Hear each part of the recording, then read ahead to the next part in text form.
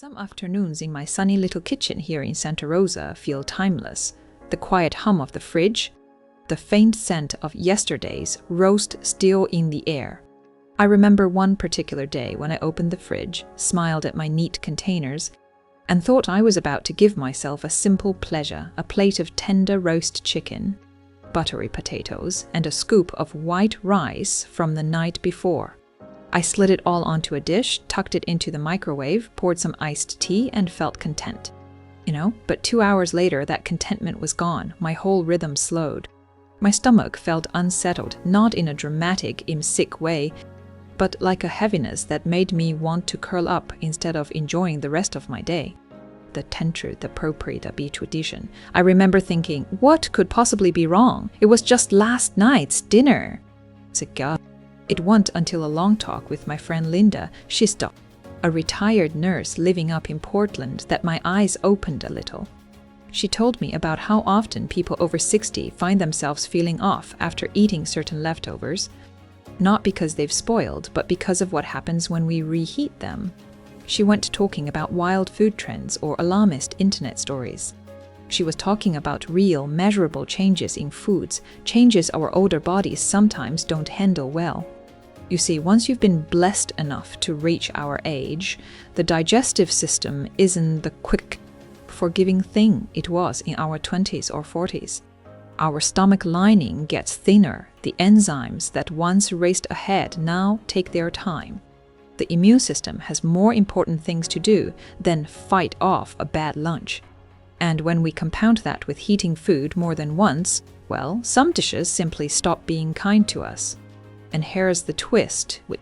The foods that can give us the most trouble are often the ones we think of as healthy or harmless.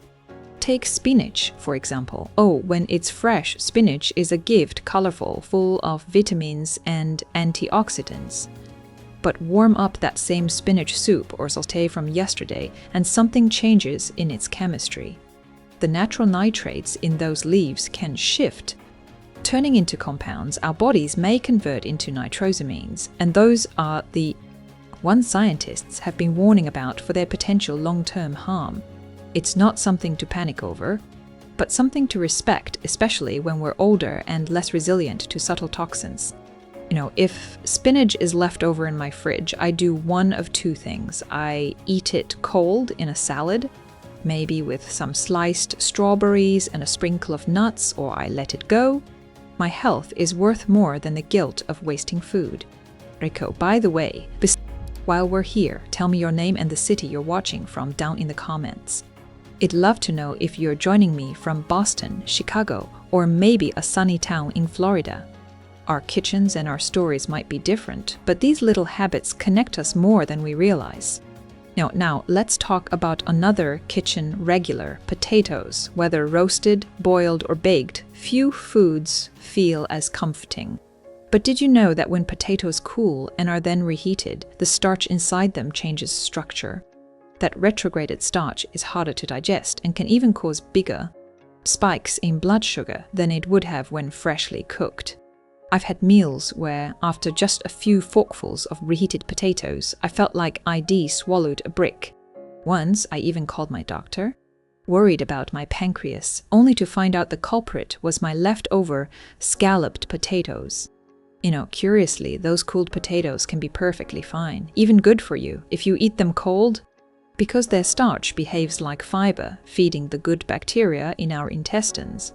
But reheat them and the benefit disappears.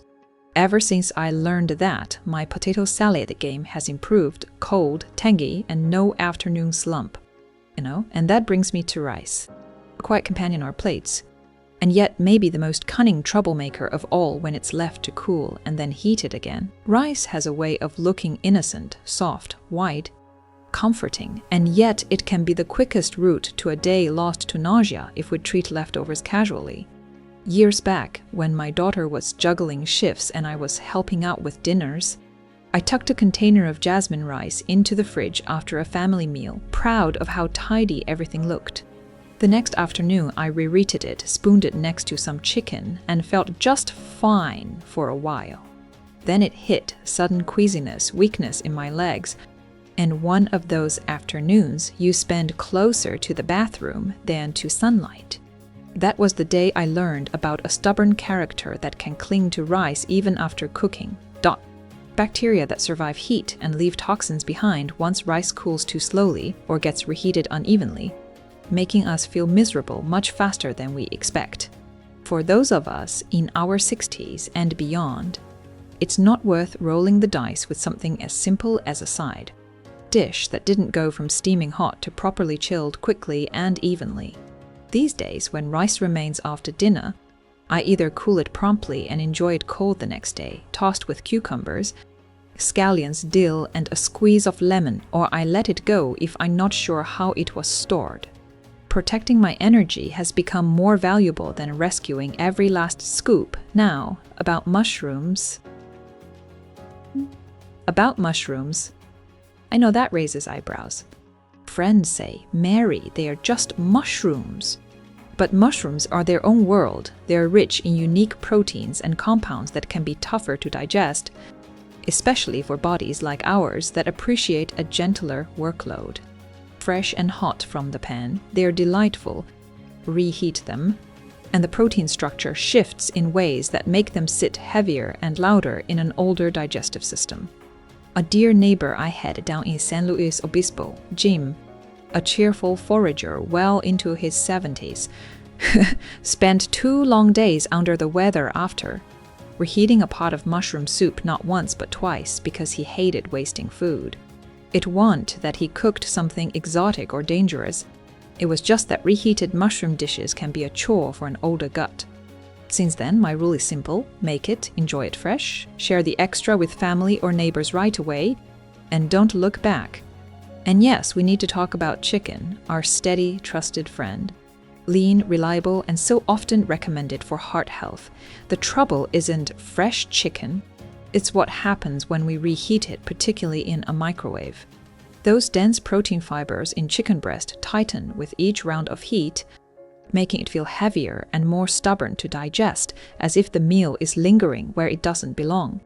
Worse, microwaves heat unevenly, leaving cool pockets inside thicker pieces or near bones, which is the last thing we want in a food where safety depends on thorough, even warmth. I once warmed up leftover rotisserie chicken and thought it was fine, only to spend the next 2 days achy and exhausted, realizing later the inside likely never got truly hot. How do I handle it now?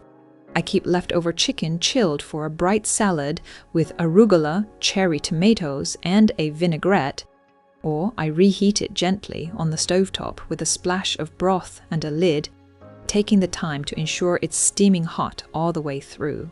But bone-in chicken, I won't microwave it. That particular lesson is carved into my memory. If you've been nodding along, I'd love to know who's here with me. Drop your first name and your city in the comments. Maybe Carol in Minneapolis, Minnesota, or David in Jacksonville, Florida. It always warms me to see our communities chatting across the map. Here's the heart of it. Aging isn't a problem. It's a permission slip to pay attention. Our bodies keep careful books now. They notice what we rush, what we reheat, what we ask them to process twice. Fresh spinach, fresh spinach, lovely. Reheated spinach, I skip it. Potatoes, I enjoy them cold the next day, like a rustic salad, rather than reheating and inviting that stubborn starch back to the party. Rice, either chilled properly and eaten cold, or I choose to let it go. Mushrooms, a fresh pleasure, not a leftover. Chicken, cold in a salad or slowly warmed on the stove, never a quick microwave blast for thick or bone in pieces. And something devore i försebist bor fres to berha happening, and something gentle begins to happen. When we change these small habits, the afternoon heaviness fades, the late evening bloat quiets down, sleep comes smoother, and mornings feel clearer, not because we discovered a miracle pill, but because we stopped tripping our bodies over the same small hurdles day after day. It's not wasteful to let go of leftovers that won't treat us kindly. It's respectful. It's choosing presence over pressure, comfort over convention. One more thought from my own frigidor. We sometimes clutch yesterday's food the way we clutch yesterday's routines, out of habit, thrift, even tenderness for the past. But caring for ourselves today can mean releasing what no longer supports our well-being. For me, that looks like a clean container, a fresh egg in a skillet, a crisp salad, and the calm that follows a meal that sits light and true. If this resonates, write your name and city below, maybe Linda from Albuquerque, New Mexico, or Thomas from Richmond, Virginia, and tell me which leftover you've quietly stopped reheating. We learn the most from each other's everyday choices, one small kindness at a time. There's another layer to this whole leftovers and reheating story that I didn't appreciate until I slowed down and listened to my body in my 60s. It's not only about which foods we reheat, but about the way our lives changed while our habits stayed the same. I grew up at a time when wasting food felt like a moral failing. My mother saved every bit, turned bones into broth, and believed a good fridge was a second pantry. That spirit of thrift still lives in my hands when I reach for a container and think, I can make this stretch. But my body today isn't the same body that shrugged off a reheated plate at Arsa War, and that's not a loss. It's an invitation to treat myself with a gentler sort of wisdom. Let me share something that startled me when it clicked. So many of the days I called low energy days were actually leftover days. The heaviness, the grinding little headache, the dry mouth, the uneasy sleep, they formed a pattern I didn't want to admit. I don't blame the food itself, I blame the way I handled it after dinner. I used to toss mushroom sauce into a plastic tub, shove it behind the milk, and think, tomorrow, for lunch. Covered chicken with foil, leave rice on the counter just to cool, and reheat spinach soup because it smelled cozy. It even talked myself into it with a soft little lie. It's fine, everyone does it. Then I'd wonder why I felt like a wind-up toy losing its spring by mid-afternoon. Here's what changed everything for me. I made peace with the idea that I deserve fresh, not fancies, not perfect, just present. If I can't reheat it safely or digest it kindly, it doesn't belong in tomorrow's meal. That single rule lifted a fog I didn't know I was living in. My kitchen feels calmer, my evenings feel lighter, and the small, stubborn aches that used to visit me after just a quick reheat show up less and leave faster. I know how hard it can be to retrain a lifetime of waste not. So I set up a few practical rhythms that make it easier to live this truth without guilt. I cook smaller amounts on weeknights, just enough to feel satisfied, not stuffed. If I do have extra, I share immediately, a little basket on the neighbor's step, a text to my daughter, or a plate for the handyman who helps me with the garden fence. I keep simple fresh fallback options ready: eggs, greens, a ripe avocado, a can of beans, a small baguette, and some olive oil. If leftovers aren't right for me, I can still eat well in 10 minutes. I treat the microwave like a tool with limits. It's fine for thin, uniform items, but not for thick, bone-in proteins or delicate foods that don't forgive uneven heat. I use glass containers, cool things quickly and evenly, and label the day and time so I don't play guessing games. I notice something else too: we hold on to more than containers. We cling to yesterday's clothes that don't quite fit, to the chair that hurts our back, to old routines that pull us under. We even cling to yesterday's worries. Reheating food that won't treat us kindly became a little symbol for me, a sign I was living on autopilot. Letting some of it go felt like clearing a windowsill. More sunlight found its way in. This isn't about becoming a food snob, and it sure isn't about cooking 3 times a day. It's about a different kind of care. For me, that care looks like this can of spinach, enjoyed fresh or cold, never reheated.